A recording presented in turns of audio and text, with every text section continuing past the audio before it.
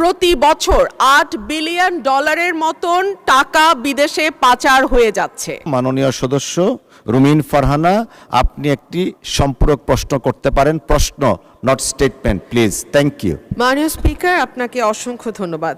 মাননীয় স্পিকার, দীর্ঘ 1 ঘন্টা হাত উঁচু করে বসেছিলাম মাননীয় স্পিকার, শেষ পর্যন্ত যে আপনি দেখেছেন সেজন্য আপনাকে আবারও ধন্যবাদ। আজকে 94 নম্বর তারকা চিহ্নিত প্রশ্নটি আমার ছিল, সেটি স্থানান্তরিত হয়েছে, কিন্তু কি কারণে স্থানান্তরিত হয়েছে জানি না।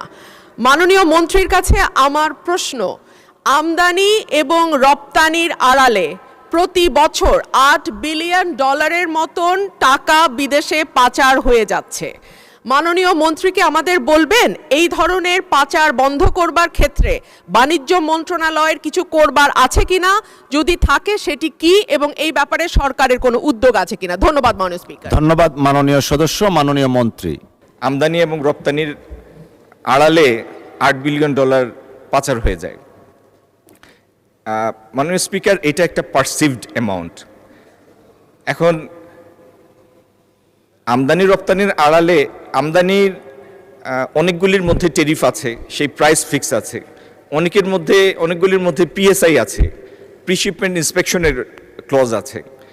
যদি এই প্রিশিপমেন্ট ক্লজ এবং টেরিফ ভ্যালুর বাইরে কোনো পণ্যের মধ্যে যদি এরকম কোনো দুর্বলতা থাকে যেটিতে বেশি পাচার হয়ে যাচ্ছে, এটি একটি স্টাডি গবেষণার বিষয়। মাননীয় স্পিকার, এটি শুনতে বা বলতে যেরকম সোজা মনে হয়, হাজার হাজার পণ্য বাংলাদেশে আসে এবং বাংলাদেশে পণ্য এবং সেবা মিলে, আমি একটা ধারণা দেওয়ার জন্য বলছি, গত বছর আমাদের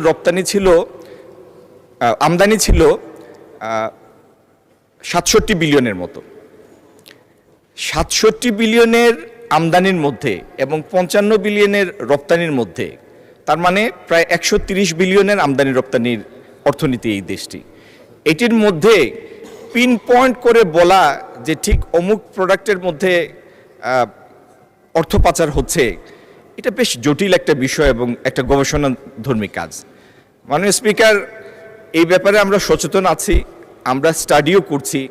যদি আমাদের নজরে এরকম কোনো বিষয় আসে, আমি হাউসকে আশ্বস্ত করতে চাই যথাযথ ব্যবস্থা আমরা নিব। ধন্যবাদ।